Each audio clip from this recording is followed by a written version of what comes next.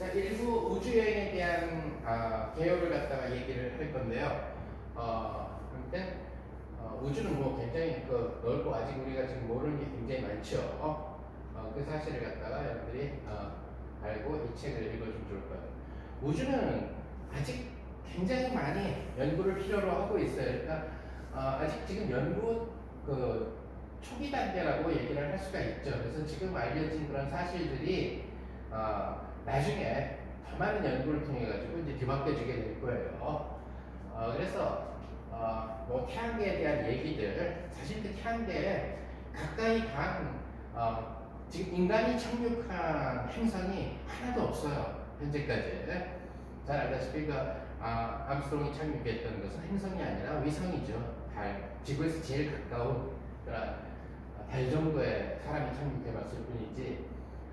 그 사람 이외에 예를 들어서 로봇이 착륙한 그 행성도 화성 하나 정도에 불과해요. 나머지들은 위성이 이렇게 근처에 근처를 여행을 하면서 표면을 촬영했다라든가 그래가지고 지금 보내온 사진인데, 사실 걔네들이 그런 행성들이 어떠한 모습으로 되어 있느냐 이런 걸 알기 위해서는 직접 착륙을 해가지고 샘플을 갖다가 채취를 또 해보고 분석을 해봐야 되는데, 그러려면 더 많은 시간, 우주 개발에 대한 더 많은 시간이 필요하게 되겠죠. 지금 이 책을 쓸 때 참고한 자료는 위키 대백과 사전에 있는 자료를 참조를 했는데, 위키 대백과 사전에 있는 그런 자료들은 이 매달 또는 매년 또 몇 년 지나면 계속 그 숫자들이 달라질 수가 있어요. 제가 몇 년 전까지는 우주 나이를 갖다가 180억 살로 외우고 있었는데, 187억 살로 외우고 있었는데, 최근에 와서는 188억 살 정도로, 제가 아주 어렸을 때는 우주 나이가 막 200억 살이다 이런 식으로 공부하기도 하고 150억 살이다 이런 식으로 하기도 했는데, 이 우주 나이 이런 것들도 굉장히 달라질 수 있다는 거죠. 아무튼 일부 우주 여행 파트에서는 제가 첫 번째로 쓴 부분은 우주 여행이라는 부분을 갖다가 누가 처음으로 상상을 했느냐. 놀랍게도 1800년대에 이 줄 베른이라고 하는 이 작가가 우주 여행에 대해서 처음으로 책을 썼죠. 지구에서 달까지라는 내용으로 그 책을 갖다가 두 권을 썼고요. 이 줄 베른은 뭐 해저 이발이라든가 뭐 굉장히 많은, 또는 뭐 80일간의 이 풍선을 타고 여행을 하는 세계 일주라든가 이런 걸로 유명한, 상상력이 굉장히 풍부한 작가죠. 그래서 이 부분을 갖다가 제가 책에다가 재밌게 한번 넣어봤고요. 우주여행의 이제 초기 아이디어는 로켓이죠. 지금 보이는 것처럼 이런 로켓. 이 로켓 같은 경우는 지금 보이는 것처럼 요 위에, 맨 위에 이렇게 뾰족하게 나와 있는 요 조그만 부분만이 사람이 타고 있는, 우주조종사 한 3명 정도가 타고 있는 그런 부분이고, 이 나머지 이 긴 부분은 뭐냐? 다 연료통이에요. 연료통이니까 이것이 이제 몇 단 형태로 되어 있느냐에 따라서 이제 이 맨 마지막에, 그러니까 맨 밑에 있는 연료통부터 하나씩 버리는 거죠. 이제 연료를 다 소비하면은. 그래서 로켓 같은 경우는 질량을 가진 물체를 갖다가 배출을 하면, 밖으로 배출하면은 반대 방향으로 가속된다. 속도가 점점 빨라진다라고 하는 성질을 이용하는 거예요. 여러분들이 풍선을 후 불었다가 풍선 끝자락을 놓게 되면은 풍선 속에 들어가 있었던 질량을 갖고 있는 공기라는 알갱이들이 밖으로 배출되면서 그 반대 방향으로 풍선이 전진하죠. 그 원리랑 똑같은 원리예요. 그러다 보니까 이 로켓이 얻어낼 수 있는 속도는 얘네들 질량을 가진 보통 우리가 흔히 얘기하게 되는 연료를 갖다가 밖으로 뿜어내는 거에 대한 이 반대 방향으로의 가속되는 그 속도를 통해서 얻어지게 되는데, 그렇게 빠르지는 않아요. 물론 비행기보다 훨씬 빠르지만 한 초속 11km 정도 이상 정도밖에 안 되니까, 이래 갖고는 지구와 태양 사이의 거리 1억 5천만 킬로미터라든가 이런 데 가는 것은 굉장히 힘들다라는 얘기죠. 그러니까 제일 가까운 달 정도만 우리가 갈 수 있었다라는 얘기가 될 거고, 사람을 태우고, 물론 이제 그 다음에 이제 행성 중에서 조금 가까운 화성이라든가 이런데 로봇을 태우고 간 적이 있었다라는 얘기가. 자, 그러다 보니까 이 우주여행 쪽에 대한 기술을 갖다 개발시키는 것은 원리는 물론 물리학자들이 굉장히 많이 만들지만은 실제적으로 이러한 것들을 갖다가 설계하고 만들고 하는 것은 공학자들이 만들게 되죠. 그래서 사실 이 우주 여행, 우주 항공 분야는 사실은 실질적으로 봤을 때는 이론적인 부분은 물리학자들의 아이디어지만은 대부분의 경우는 흔히 얘기하는 항공우주공학과라고 하는 그런 파트가 메인이 돼가지고 주가 돼서 연구를 하고 있어요. 자, 그러다 보니까 이제 여러 가지 다양한 방법들이 나오게 되는데 우주 여행을 할 수 있는.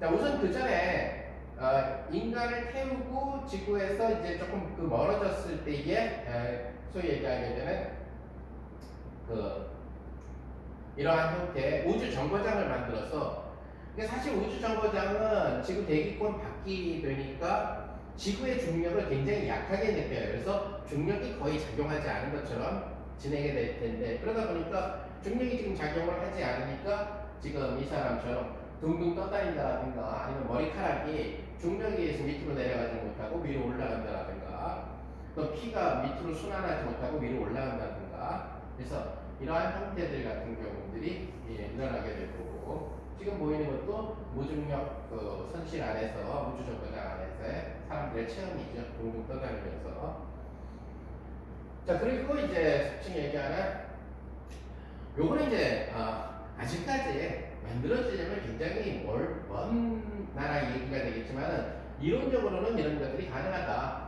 우주 정거장에서 이렇게 방방 떠다니지 않고 지구처럼 살아갈 수 있는 도시를 만들 수 없겠느냐? 그것이 바로 스페이스 콜론이라고 하는 구심력을 이용을 하는 거예요. 그러니까 다시 말해서 빙글빙글 돌게 되면은 옛날에 원통 세탁기가 그랬는데 돌게 되면은 이 그 빨래들이 벽에 달라붙어가지고 예를 들어서 고정이 돼서 빙글빙글 돌게 돼요. 그죠?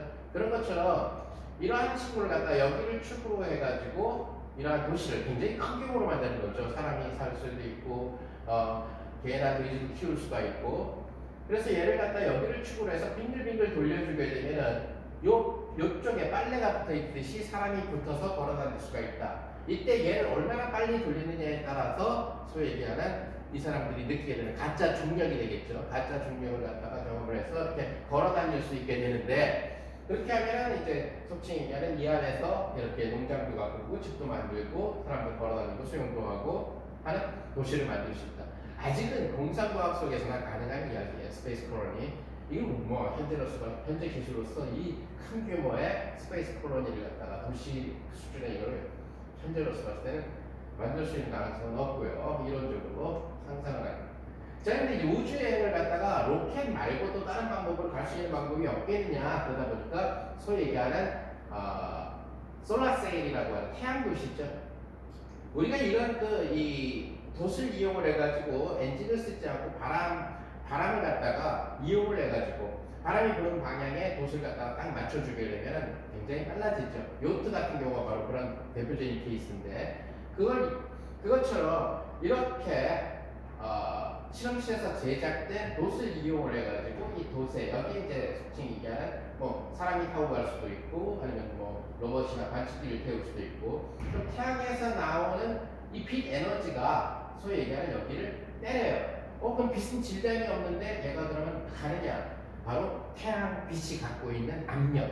그것을 우리는 뭐라고 얘기하냐면 빛의 압력, 광합이라고 얘기하는데 그 광합이 얘를 때려가지고 얘를 광합이 이게 태양에서 나온 빛이 땡 해가지고 때리게 되니까 얘가 이쪽으로 전진하게 되는 이것이 바로 솔라세일이라는 얘기입니다. 그렇죠? 근데 이 솔라세일은 태양으로부터 점점 멀어지면은 태양이 주는 압력, 즉 빛의 압력, 즉 광합이 너무 작아져가지고 얘가 느려져요. 그러다 보니까 최근에 와서는 레이저를 갖다가 이용을 해가지고 더 먼 데까지 써서 레이저 도시라고 하는 그런 레이저 세일, 레이저 도시라고 하는 장치를 갖다가 보완을 하고 있는데 역시 아직 만들어지려면은 요거는 이론적으로 물리적으로는 가능하지만 아직은 힘든 그런 얘기가 되겠죠.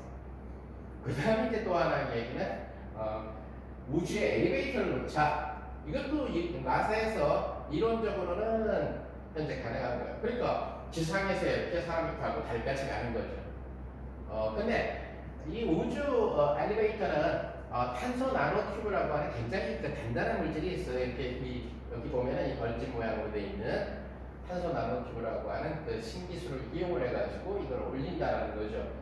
우주 엘리베이터는 뭐 화성이나 목성을 가겠다라는 뜻은 아니에요. 어디까지 가겠다는 달에까지 가겠다는 뜻이에요. 근데 그 전에 우주 엘리베이터의 제일 정거장은 달과 지구 사이에 한 몇 개를 설치를 해서 거기에 조그만 어떤 정거장을 놓고 그 다음에 이제 사람은 달까지 출근하고 이렇게.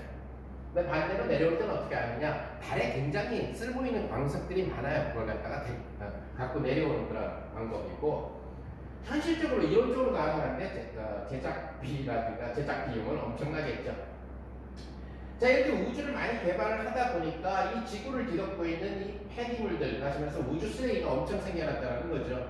그러니까 고처럼 이제 쓸모없게 돼버린 위성 조각들, 분해된 것들, 이런 것들이. 그래서 최근에 와서는 지구 환경 문제뿐만 아니라 우주 쓰레기 청소 문제가 굉장히 중요한 문제가 되고 있습니다.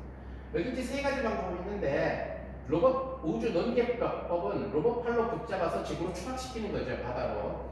그 다음에 빗자루법은, 레이저 빗자루법은 레이저로 우주 쓰레기를 작게 만드는 거예요. 그래가지고 우주 밖으로 밀어보내는 거지. 예. 그리고 우주 끈끈이법. 옛날 사람들은 파리를 잡을 때 천장에다 끈끈이 갖다 놓고 끈끈이 막 파리들이 달라붙고 그랬어요. 그것처럼 거대한 끈끈이를 통해서 우주 쓰레기를 갖다가 수거해서 데리고 오는 방법. 근데 반대로 이제 반대 아니라 골드라고 하는 방법, 여기 지금 나와 있는 것처럼 거대한 풍선을 이용을 해가지고 우주 쓰레기를 수거하는 그런 방법이 있어요.